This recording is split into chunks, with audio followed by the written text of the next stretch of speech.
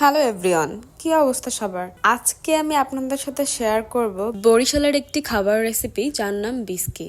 অবশ্যই এটা বরিশালের মানুষ ছাড়া অন্য জেলার মানুষ খায় কিনা জানি না, আর খেলেও নামের ভিন্নতা থাকতে পারে। সো চলুন সরাসরি রেসিপিতে যাওয়া যাক। প্রথমে আমরা যে পরিমাণ চাল নেব সেটাকে অনবরত ভেজে যেতে হবে যতক্ষণ পর্যন্ত চালটি না ফুটে ওঠে। সেই সাথে অবশ্যই চালটি কিন্তু লাল চালের হতে হবে, কারণ বিস্কি হচ্ছে লাল চালের খায়। আর এটাকে অবশ্যই না ধুয়ে তারপরে ভাজতে হবে। আর ভাজা হয়ে গেলে এরপর চুলা থেকে নামিয়ে কিছুক্ষণের জন্য ভিজিয়ে রাখতে হবে, অ্যাজ লাইক 10 to 20 মিনিট। তারপরে গিয়ে চাল ধুয়ে ফেলতে হবে। মানে আমার আম্মু সুন্দর করে চালটি ধুয়ে নিচ্ছিল। অবশ্য ফুল রান্নাটাই আম্মু করেছিল, আমি জাস্ট ভিডিও করেছি। এরপর আরেকটি পাত্রে পানি দিয়ে বসিয়ে দিতে হবে। আর এই পানির ভিতরে এখন দিতে হবে চিনি, যেটা আপনার স্বাদ মতো, অবশ্যই এখানে আমি মেনশন করছি না কতটুকু। তারপরে হচ্ছে এলাচ, তেজপাতা, দারচিনি এগুলো দিয়ে দিতে হবে। এরপর এগুলো ফুটে ওঠা পর্যন্ত অপেক্ষা করতে হবে। আর ফুটে গেলে সে আমাদের ধুয়ে রাখা চালগুলো এর ভিতরে দিয়ে দিতে হবে। আর এটাকে অবশ্যই মিডিয়াম হিটে রাখতে হবে।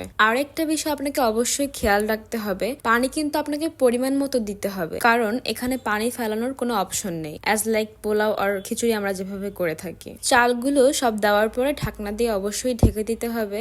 এরপর আমরা চলে যাব রান্নার সব থেকে মেইন পার্টে, সেটা হচ্ছে নারকেল কুচানো। কারণ এই নারকেল ছাড়া কিন্তু মোটেও বিস্কি হওয়া পসিবল না। আর নারকেলটাকে আমরা দুভাবে কুচি করব, একটা হচ্ছে সিম্পলি যেভাবে নারকেল কুচি করা হয় সেভাবে, আর কিউব করে যেভাবে করা হয় সেভাবে। এরপর চালের মধ্যে স্বাদ মতো লবণ অ্যাড করে দিতে হবে।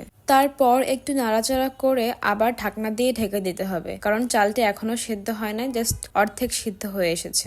এরপর পানিটি যখন 80% শুকিয়ে আসবে তখন আমাদেরকে নারিকেলগুলো যে কুচি করে রেখেছিলাম সেগুলো এখানে অ্যাড করে দিয়ে কিছুক্ষণ ভালো মতো নাড়াচাড়া করে দিতে হবে। তারপরে আবার ঢাকনা দিয়ে ঢেকে দিতে হবে বাকি 20% হয়ে যাওয়ার জন্য।